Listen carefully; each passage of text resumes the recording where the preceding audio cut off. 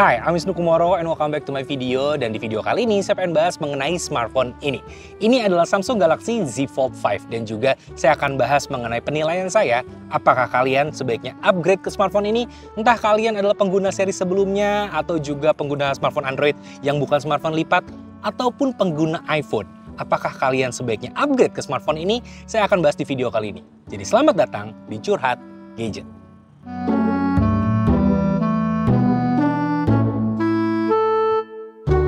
Jadi Samsung baru aja merefresh lini Samsung Galaxy Z Fold series dan juga Z Flip seriesnya di pertengahan tahun 2023 ini. Dan saya akan lebih fokus untuk pembahasan di video kali ini adalah tentang Samsung Galaxy Z Fold 5. Dan apakah layak untuk upgrade ke smartphone ini? Saya akan bagi menjadi 3 kategori. Pertama adalah pengguna dari generasi sebelumnya, dari Z Fold series. Kemudian juga adalah pengguna Android yang belum pernah pakai smartphone lipat sebelumnya, dan juga pengguna iPhone. Dan mari kita bahas satu persatu. Saya bahas dari kategori pertama dulu, yaitu adalah user dari generasi sebelumnya. Kalau menurut saya, secara garis besar, kalau kalian pengguna Fold 1, Fold 2, dan Fold 3, ya jelas, upgrade ke sini adalah sebuah lompatan besar, baik secara spesifikasi dan performa dan juga user experience, karena akan terasa banget atau signifikan banget performanya. Karena FYI, Samsung Galaxy Z Fold 5 ini ditenagai chipset terbaru dari Qualcomm sejauh ini, yaitu adalah Snapdragon 8 Gen 2 for Galaxy. Chipset yang sama dengan yang dipakai di Samsung Galaxy S23 series. Dan Android yang digunakan juga udah Android 13 dengan One UI 5.11 dan juga RAM besar di 12 GB. Dengan koneksi data UFS 4.0. Jadi jelas dari sisi performa dan multitasking, pakai smartphone ini akan aman banget. Kalau nggak percaya, bisa aja dijajal untuk membuka 3 aplikasi dengan split screen secara sekaligus dan masih ditambah dengan 5 aplikasi dengan pop-up view secara berbarengan di layar utamanya. Atau kalau kita pakai cover screen-nya, kita bisa buka 2 aplikasi dengan split screen dan juga sekaligus dengan 5 aplikasi dengan menggunakan pop-up view. Dan ini adalah kemampuan multitasking yang luar biasa banget. Dan juga switch antar aplikasi juga makin mudah dengan taskbar yang bisa memuat hingga 4 recent apps. Dan juga kita bisa meminimize aplikasi dengan mudah, cukup digeser ke sisi layar entah ke kiri ataupun ke kanan. Kemudian untuk kerja lebih lanjut juga makin gampang karena kita bisa menghubungkan Microsoft OneDrive ataupun juga Google Drive langsung ke aplikasi My Files bawaan Samsung. Jadi bisa dengan mudah ngecek dokumen, nggak cuma data lokal yang ada di smartphone. Atau kalau kalian pakai NAS atau network storage pribadi, ini juga bisa dihubungkan di sini. Jadi benar-benar bisa akses dokumen lebih mudah dan juga jaringannya pun support 5G dan Wi-Fi 6E. Jadi kalau tujuannya adalah untuk produktif, ini sangat-sangat menunjang sekali. Dan kalau kamu adalah pengguna Samsung Galaxy Z Fold 4 atau generasi keempat, pengen upgrade ke smartphone ini, ya sebenarnya sah-sah aja, meskipun kalau di atas kertas mungkin tidak terlalu banyak perbedaannya, tapi kalau dipegang beneran itu baru berasa. Secara signifikan ini lebih enteng kalau menurut saya, kemudian juga ini lebih ergonomis di genggaman saya, dan yang paling menarik adalah aksesorisnya. Dibandingkan Z Fold 4, Z Fold 5 ini punya aksesoris yang jauh lebih baik.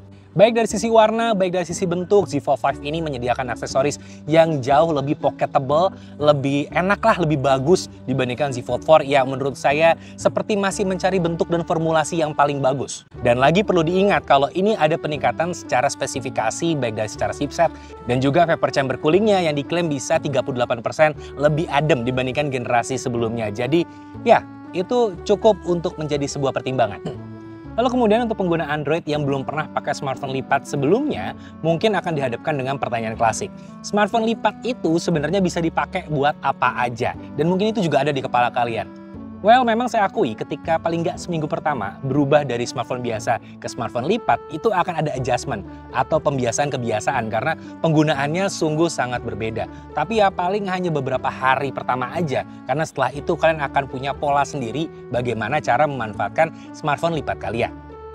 Apalagi di Z Fold 5 ini ada refinement atau penyempurnaan dari generasi sebelumnya, di mana kini gapnya benar-benar rapat. Jadi secara desain ini benar-benar cakep dan balance. Dan saran saya jangan takut berlebihan untuk buka tutup layarnya ini karena sebenarnya ini durable. Karena ini udah diuji sama pihak eksternal, jadi bukan klaim sepihak Samsung doang, dan udah terlisensi tahan untuk dibuka tutup hingga 200.000 kali. Jadi ya aman lah. Meski untuk buka tutupnya juga jangan berlebihan karena gimana pun ini adalah alat elektronik. Jadi ya ini bukan buku tulis yang bisa diputar, ditekuk, dilipat sesukanya. Meskipun ini sama-sama bisa dipakai buat nulis. Tapi cara nulis di smartphone ini pakai S Pen, dan S Pen-nya pun khusus. S Pen for Fold. Bedanya apa dengan S Pen untuk S series dan juga Tab series? Yaitu adalah ujungnya. Ujung dari S Pen 4 Fold itu kelihatan lebih membulat dan gak ada sudut tajamnya. Jadi lebih melindungi untuk lapisan layar dalamnya. Dan FYI, layar dalam Z Fold 5 itu 7,6 inci dan cover screen-nya itu 6,2 inci. Dan layarnya bertipe Dynamic AMOLED 2X baik luar maupun dalam. Tapi bedanya yang dalam itu versi foldable-nya. Semua layarnya itu support hingga 120Hz refresh rate dan khusus untuk cover screen-nya itu sudah terlapisi Corning Gorilla Glass Victus 2. Dan ini jelas improvement dari generasi sebelumnya. Dan juga ini sudah punya sertifikasi IPX8 water resistant. Dan juga mungkin banyak yang bertanya-tanya, crease atau lipatan di bagian dalam dari smartphone ini, kalian lihat nggak sih? Ini tetap punya ya, lipatan tipis di bagian dalamnya. Meskipun ini udah improvement, tapi tetap ada ya, di bagian dalamnya ini tetap ada lipatannya. Dan apakah ini berdampak ke performa? Kalau menurut saya, karena saya bukan ilustrator, ketika dipakai menggambar pun ya rasanya tetap nyaman aja. Buat anotasi, buat tanda tangan digital, nggak ada masalah untuk dipakai sehari-hari. Tapi ya kalau untuk menggambar secara profesional, jujur saya nggak punya jawabannya. Tapi pengetahuan saya, merek apapun, lama-kelamaan, lipatan ini juga akan ada. Jadi apa yang ada di sini menurut saya tidak mengganggu secara fungsional. Tapi kalau kamu tetap khawatir dengan layar dari smartphone ini, Samsung kasih sesuatu yang mungkin bisa jadi obat. Yaitu proteksi layar selama 2 tahun kalau kamu ikut pre-order smartphone ini. Di samping itu masih ada promo lain, misalkan double up storage dan juga gratis Samsung Care Plus. So, itu penting untuk jadi bahan pertimbangan kalau kalian minat sama smartphone ini. Jadi intinya, kalau kalian adalah pengguna Android yang belum pernah pakai smartphone lipat dan butuh produktivitas yang lebih tinggi, sebenarnya worth aja untuk upgrade ke Samsung Galaxy Z Fold 5 ini. Tapi kalau kalian masih pengen jajal dulu aja, saran saya nggak ada salahnya kalian jajal Samsung Galaxy Z Flip 5 karena itu memang lebih kecil, lebih ringan, lebih cocok untuk sosial media kalau menurut saya ketimbang ini. Tapi kalau kalian memang butuh secara spesifik produktivitas, nggak ada salahnya untuk upgrade langsung ke Samsung Galaxy Z Fold 5. Dan kategori yang terakhir, dan ini yang paling penting kalau menurut saya, yaitu adalah orang-orang yang pakai iPhone, apakah sebaiknya upgrade ke Samsung Galaxy Z Fold 5? Jawaban saya adalah sebaiknya segera. Karena proses migrasinya itu mudah sebenarnya, karena di sini ada yang namanya Samsung Smart Switch. Jadi kamu bisa memindahkan data-data dari iPhone kamu langsung ke smartphone ini, bahkan termasuk WhatsApp kamu. Ya, kamu nggak salah dengar, WhatsApp kamu bisa pindah ke Samsung device dengan mudah. Berikut medianya. Karena ini adalah fitur yang juga disediakan oleh WhatsApp sendiri, jadi akan gampang. Dan saya udah coba pindahin dari WhatsApp saya yang ada di iPhone 13 mini, pindah ke Samsung Galaxy Z Fold 5 ini, dan nggak ada masalah. History chatnya lengkap dan medianya juga ada, jadi aman, gampang banget buat pindah. Oh ya, smartphone ini juga support dual nano SIM dan juga eSIM, meskipun tanpa micro SD eksternal. Karena memang storage yang disediakan udah gede, pilihannya antara 256GB, 512GB, dan 1TB. Dan yang menarik, kalau kamu nyaman di ekosistem iPhone selama ini karena ada AirDrop, di Samsung juga ada fitur sejenis namanya Quick Share. Malahan, Quick Share ini juga bisa dipakai untuk mengirimkan file ke iPhone atau ke platform lain via web. Jadi kalau pakai Samsung malah lebih mudah berbagi file ke platform manapun.